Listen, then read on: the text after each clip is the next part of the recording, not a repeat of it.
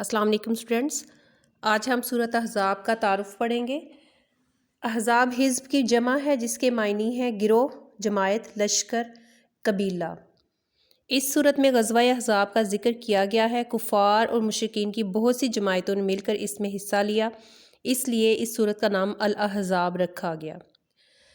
یہ صورت مدینہ منورہ میں نازل ہوئی۔ اس صورت میں منافقین کی مذمت اور مخلصین اور صادقین کی تعریف بیان ہوئی ہے، نیز پردے وغیرہ کے احکامات کا بھی ذکر موجود ہے۔ خلاصہ مضامین یہ ہے کہ ازواج مطہرات کی تعظیم، میثاق انبیاء، منہ بولے بیٹوں کا ذکر، غزوہ احزاب کا بیان، ازواج مطہرات کا مطالبہ، خصائص، حضرت زید کا نکاح اور ان کی حکمتیں، رسول اللہ صلی اللہ علیہ وسلم کی صفات، پردے کے احکام بھی اس صورت میں نازل کیے گئے، قرب قیامت کا ذکر اور کافروں کا انجام، نیز مسلمانوں کو تنبیہ کہ رسول اللہ صلی اللہ علیہ وسلم کو کسی قسم کی ایذا نہ دے۔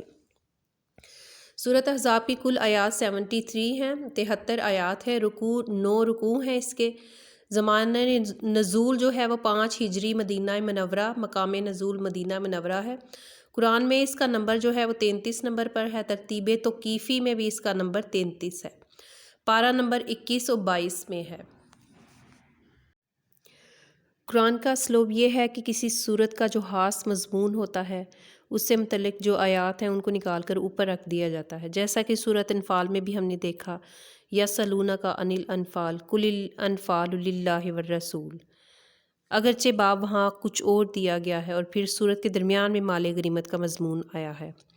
اس صورت میں خاص مضمون جو آیا ہے سورۃ احزاب میں وہ یہ ہے کہ جو حضور صلی اللہ علیہ وسلم نے حضرت زینب سے شادی کی تھی۔ حالانکہ حضرت زینب کی شادی حضور صلی اللہ علیہ وسلم کی فرمائش پر ہی کی گئی تھی حضرت زید بن حارث سے۔ زید بن حارث حضور صلی اللہ علیہ وسلم کے غلام تھے، آپ نے انہیں آزاد کر کے اپنا بیٹا بنا لیا تھا۔ محبت بہت زیادہ تھی آپ کو ان سے، لیکن قرآن میں نفی آ گئی کہ منہ بولے بیٹے کی اسلام میں کوئی قانونی حیثیت نہیں، شریعت میں اس کا کوئی مقام نہیں۔ دوسرا یہ کہ آیا منہ بولے بیٹے کی بیوی سے نکاح جائز ہے یا نہیں؟ تو عرب میں رواج یہ تھا کہ وہ منہ بولے بیٹے کو بھی اصلی بیٹا ہی سمجھتے تھے، اس کی بیوی اگرچہ بیوہ ہو یا مطلقہ اس سے باپ شادی نہیں کر سکتا تھا۔ تو یہاں پر اس کے بعد جو طوفان اٹھا جس کا حضور صلی اللہ علیہ وسلم کو خود اندیشہ تھا، حضور نے جو خود حضرت زینب کا نکاح حضرت زید سے کروایا تھا۔ حضرت زینب جو اونچے گھرانے سے تعلق رکھتی تھی، بنو ہاشم کے خاندان سے تعلق رکھنے والی، اور حضرت زید پر غلامی کا داغ لگ چکا تھا۔ حضور صلی اللہ علیہ وسلم کی فرمائش پر حضرت زینب نے نکاح تو کر لیا، لیکن ان کو وہ عزت، مقام اور مرتبہ نہ دے سکیں جو ان کا حق تھا۔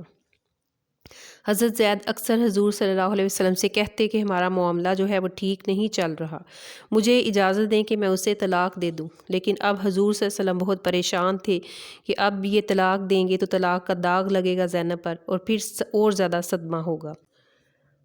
لیکن یہ خیال بھی دل میں تھا کہ اگر ایسا ہوا تو پھر زینب کی دل جوئی اس کے بغیر ممکن نہ ہوگی کہ میں خود ان سے نکاح کروں، لیکن میں کیسے کروں؟ میں نے تو زید کو منہ بولا بیٹا بنایا ہوا ہے، ارد گرد کے کفار مشرکین اس کو ایشو بنا لیں گے۔ یہ ہے پس منظر جو پہلے رکوع میں آیا ہے، باقی تفسیر جو ہے اس کو ہم فرداً آیات کے ساتھ پڑھتے جائیں گے۔